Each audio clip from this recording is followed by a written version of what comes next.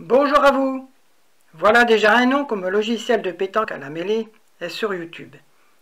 Et depuis, il a beaucoup évolué, grâce à l'option pointeur. Je me suis dit qu'il était temps d'ajouter une vidéo supplémentaire consacrée à cette option.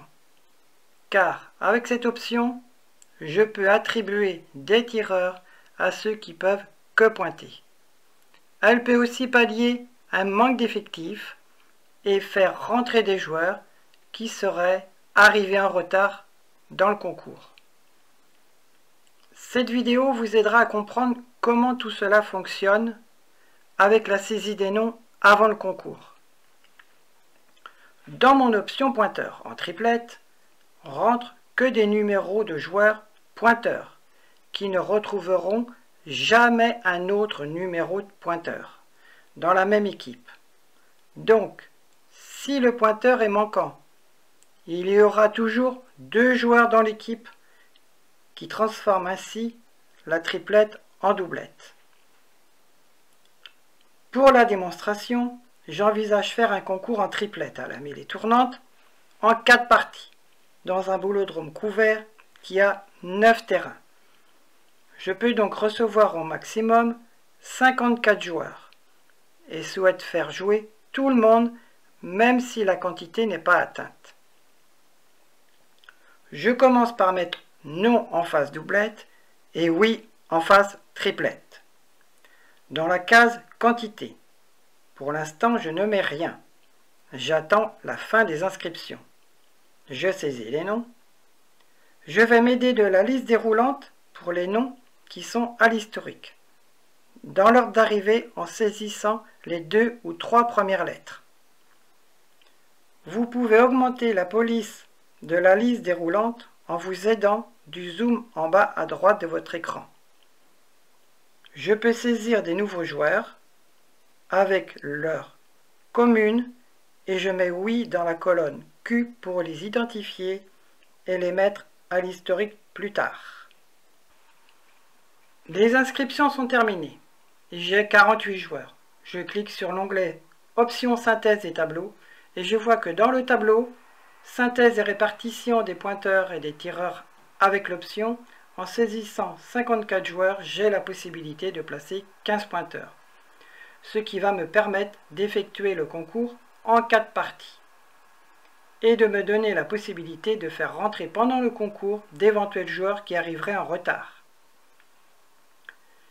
Les 6 joueurs manquants, je vais les inscrire sous l'unique nom qui sera toujours Zigoto, ce qui va me permettre de les extraire facilement au classement général. J'aurai donc des doublettes parmi les triplettes. Ensuite, je saisis 54 dans F15. La case H13 au-dessus m'indique la quantité maximum de parties que je peux effectuer. Pour utiliser cette option, je vais cliquer sur la case noire dans Q12 et je mets oui dans R12. Puis je porte mon attention sur la ligne 10 qui me dicte bien que la quantité de pointeurs qui doit être impérativement respectée est de 15. Dans la colonne R, je vais donc mettre un 1 en face des 6 joueurs qui s'appellent Zigoto et en face des 9 places restantes pour les joueurs qui se disent uniquement pointeurs. Ensuite, je saisis un 2 en face tous les autres joueurs. Je mets en marche mon imprimante. Je clique sur la case S12 qui vient de s'allumer en jaune. Ainsi, je lance le traitement qui va attribuer tous les numéros de participation aux joueurs. La liste d'enregistrement des noms va se classer automatiquement par ordre numérique sur les nouveaux numéros attribués à chaque joueur et la liste des joueurs par ordre alphabétique pour affichage va s'imprimer automatiquement pour que les joueurs prennent connaissance de leur numéro.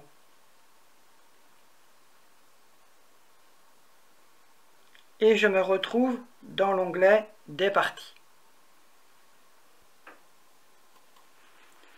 Pour info, la liste des joueurs alpha, vous pouvez la retrouver dans l'onglet Options synthèse des tableaux. Et vous pouvez l'imprimer une seconde fois en cliquant à nouveau sur Q12 et R12 dans l'onglet Inscription des joueurs. Ensuite, je vais faire l'attribution des numéros de terrain en cliquant sur le bouton jaune sur la ligne 7. Et je clique impérativement sur page 1 en jaune dans la cellule K10 qui va effectuer le traitement des affectations de terrain et lancer une impression de la page 1 des terrains pour affichage. Et je retourne vers les parties pour saisir les scores.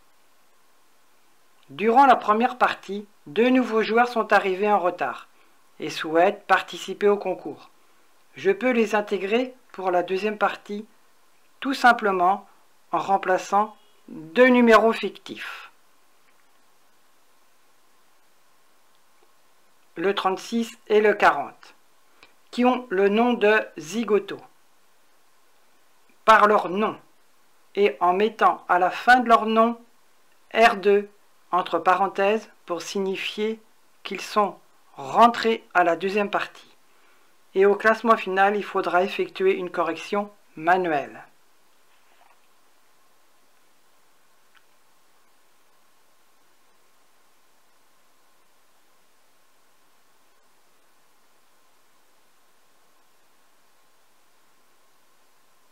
Puis, je clique sur le bouton R12 et S12 pour imprimer la liste alphabétique réactualisée à afficher.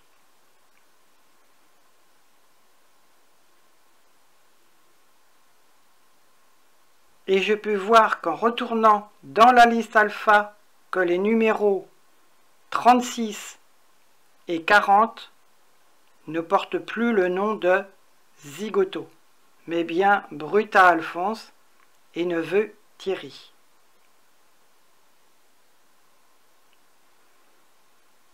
Et je retourne dans les parties pour continuer de saisir les scores. Et dès que j'ai saisi tous les scores de la première partie, la grille pour la deuxième partie s'affiche et le grand bouton jaune sur la ligne 7 s'allume. Je dois cliquer dessus pour aller dans l'onglet des terrains. Et je clique sur le ou les boutons qui s'affichent en jaune pour imprimer les pages à afficher. Et je clique sur Retour vers les parties pour saisir les scores de la deuxième partie.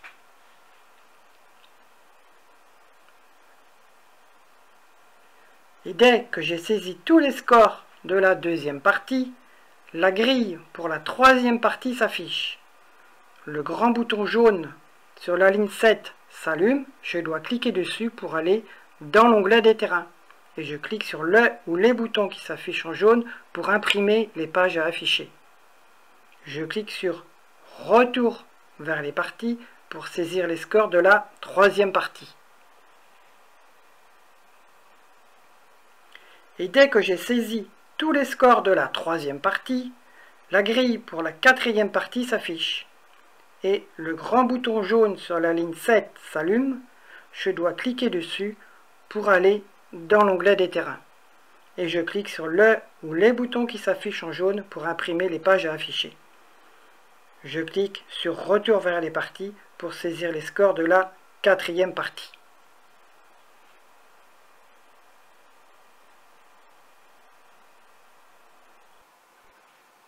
Dès que j'ai terminé de saisir tous les scores de la quatrième partie, c'est-à-dire que le concours est terminé, je clique sur le bouton qui vient de s'afficher sur la ligne 10, classement après 4 parties, car je ne peux pas aller au-delà avec 54 joueurs en triplette. Et je clique sur la page 1 pour effectuer le traitement et imprimer la page. Et les autres pages, si elles sont en jaune.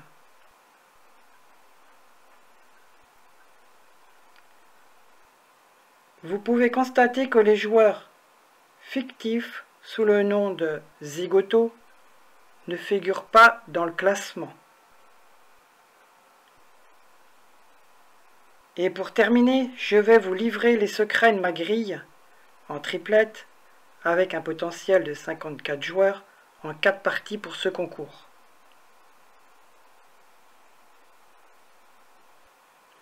J'espère que ce tuto vous a plu.